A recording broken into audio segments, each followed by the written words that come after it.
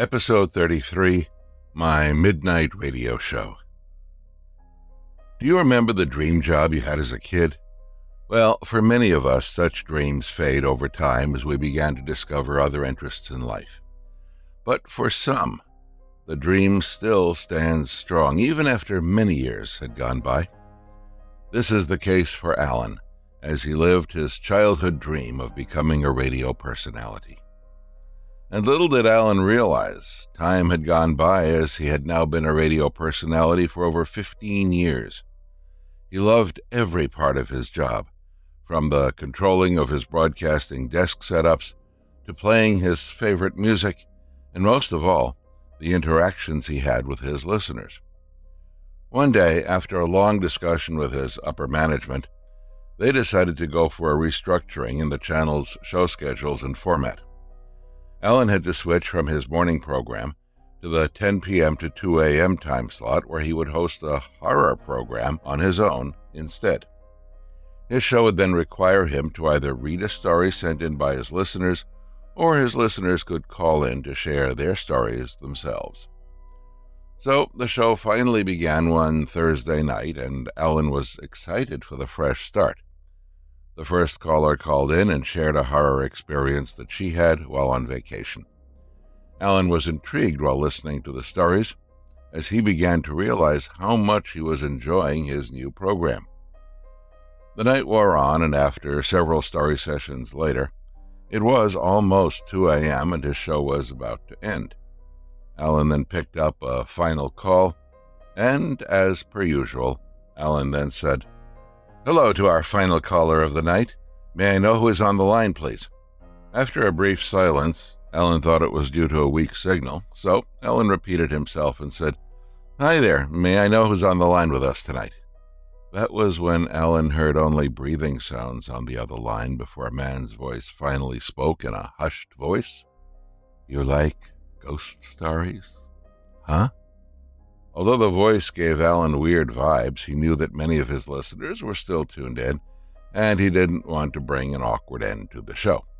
So Alan continued being the professional personality that he was and said, "Yes, sir, we have heard some very interesting stories tonight, and I love how it shows that some things just can never be explained."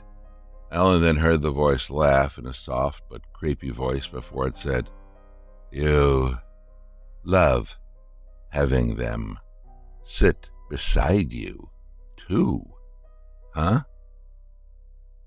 Although slightly taken aback at what the man had said, Alan kept his cool and tried to change the conversation topic. Alan then said, "Okay, sir, what story do you have to share with us tonight?" The voice then said, "I have a short story. It is about a radio personality. He talks about ghosts on his show. One night, he was haunted in his studio. A piece of paper began bleeding, and his CDs were flung across the room. He ran out in fear and was traumatized since that day." Alan could then hear the voice eerily laughing to himself.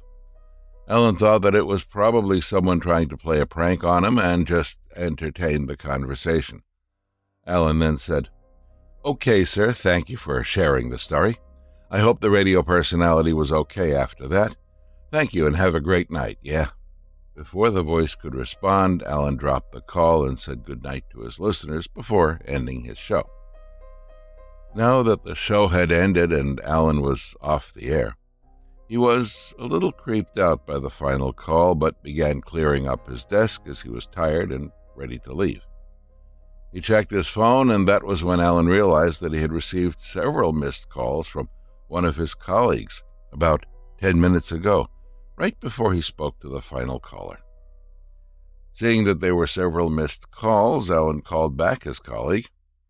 Once he heard the call being picked up, Alan said, "Hey, Kyle, what's up? You called me several times. Sorry I didn't pick up. I was still on air. Is there something wrong?" "Yeah, man. It was your first show, so I thought I would listen throughout. But what do you mean you were on air?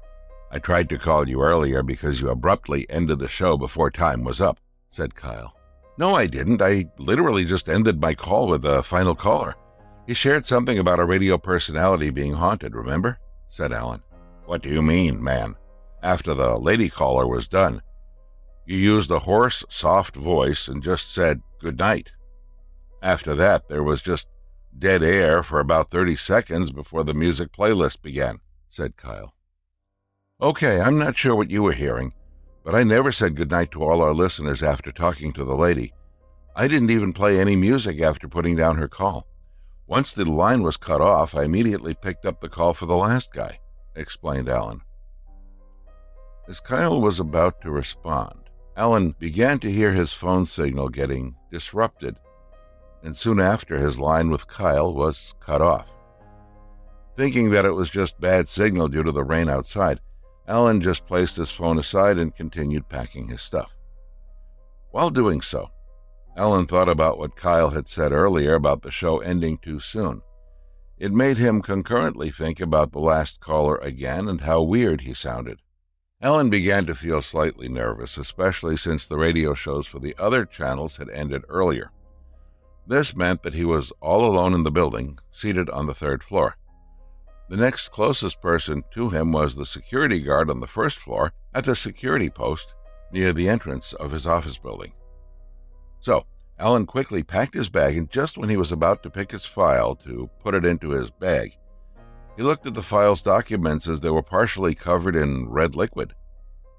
Alan looked around the desk area to see if he had knocked over any cups of liquid and checked on his hands if there were any fluids that could have spilled onto the paper. However, there was nothing around, and as Alan looked at the paper again, he saw the liquid on the paper get wetter instead of drying up as it spread further across the paper.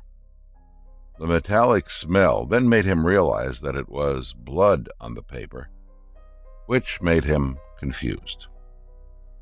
Alan put the file back down, and just as he did that, a few CDs that were laid on the table far from Alan flew across the room. The vigor in how the CDs flew seemed as though someone had flung it hard. This immediately made Alan nervous as he grabbed his bag and rushed out of the room. As Alan's heart began racing, he also realized that the things that happened to him were the exact story shared by the final caller. Alan ran across the corridor, down the elevator, and towards the security post. Alan then told the security officer about what he had experienced earlier. The security officer who listened to the show on his portable radio also told Alan about the dead air situation. That was when Alan finally believed what Kyle had said earlier was true, that his show was indeed cut off abruptly. And with what had happened in the studio and the call he received, Alan knew then that he was being disturbed by the supernatural. Alan went home and met the team the next day to let them know about the situation.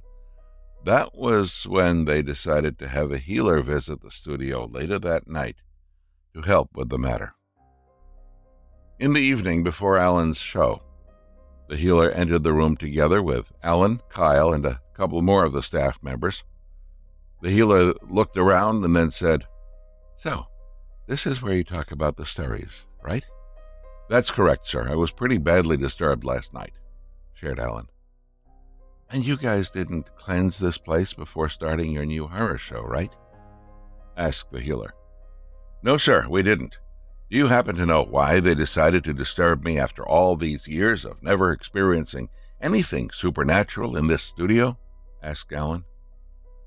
"It's really simple. It's because you talked about them throughout the night. If someone gossiped about you, wouldn't you be curious too? Some people would even be annoyed when they hear others talk about them.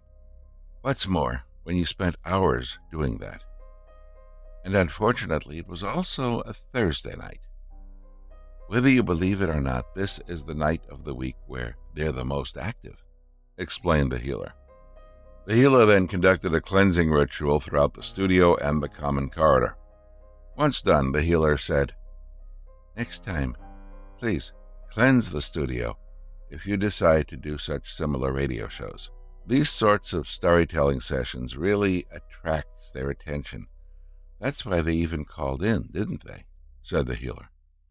The healer and the other staff members left later that night, as only Kyle stayed back to accompany Alan for his late-night radio show.